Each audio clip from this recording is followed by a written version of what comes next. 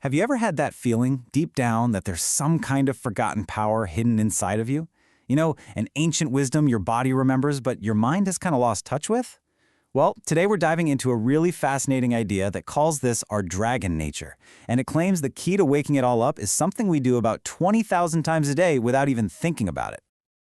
So the source material for this is framed as a teaching from this mythical character named Zoran, and he starts with his really powerful statement. He says he's an ancient keeper of mysteries, and he believes that humanity's greatest power, the one he's literally watched us forget over the ages, is our own breath. So what is this big secret? Well, according to this teaching, our breath isn't just about keeping us alive. It's presented as something way more profound. It's this unique bridge that connects two totally different parts of ourselves, our automatic, unconscious body and our awakened, conscious mind.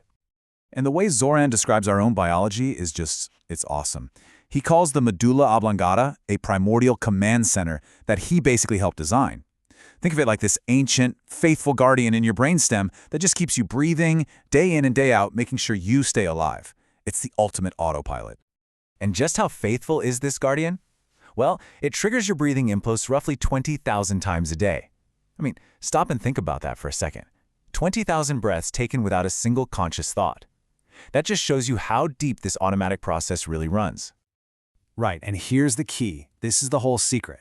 Unlike your heartbeat or your digestion, which are purely automatic, your breath has this unique dual nature. It can run on its own, or you can consciously take the wheel. And according to Zoran, this is no accident. This is the very doorway he left open for us, a way to hack into our own biology and consciousness. So if we step through that doorway, it leads us deeper into what Zoran calls our inner cosmos. This is the seriously intricate physical and energetic system that's all part of this magnificent design inside each of us. Take the vagus nerve, for example. He calls it a wandering messenger, carrying a blessing of calm. And you know what's wild? Modern science totally backs this up. This nerve is the longest cranial nerve in our body. And the text explains that when we consciously slow down our exhale, we activate it, sending these waves of peace all through our system. It's like a biological switch to go from stress to rest. Or, as Zoran calls it, a return to the Eden within. And okay, the design gets even more intricate. Zoran describes these two primary energy channels that spiral around our spine. You've got Ida, linked to the left nostril, which is all about that cooling, receptive, lunar energy. Then you have Pingala, on the right, which is heating, active, solar energy. The whole idea here is that our breath is constantly balancing these two opposing forces inside of us.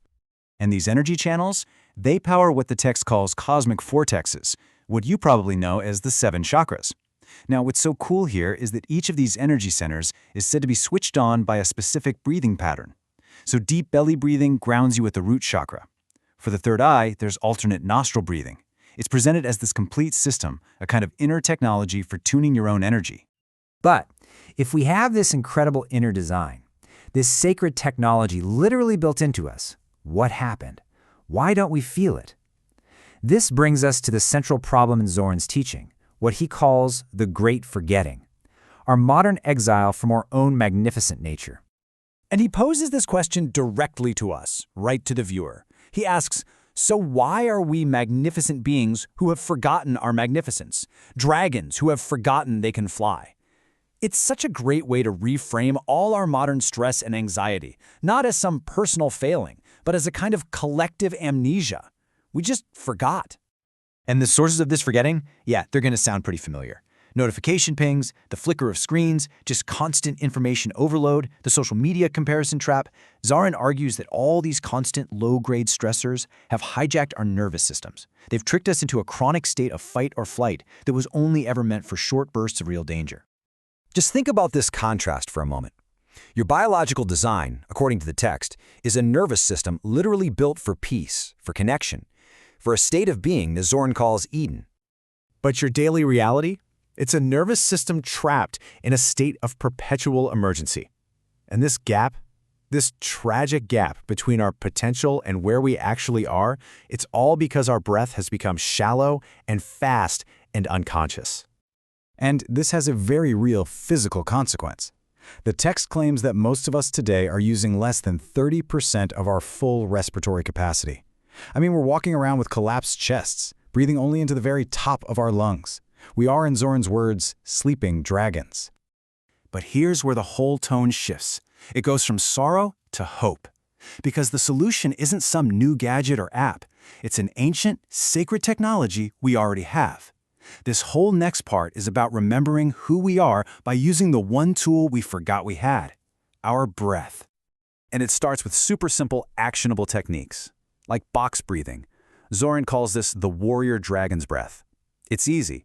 You just inhale for a count of 4, you hold for 4, you exhale for 4, and you hold at the bottom for 4. He says it's a simple key forged to unlock resilience and mental clarity whenever you feel stressed out. And box breathing is just one key on a whole keychain. Zoran offers this entire toolkit of what he calls portals to dragon consciousness. And each technique unlocks a specific state.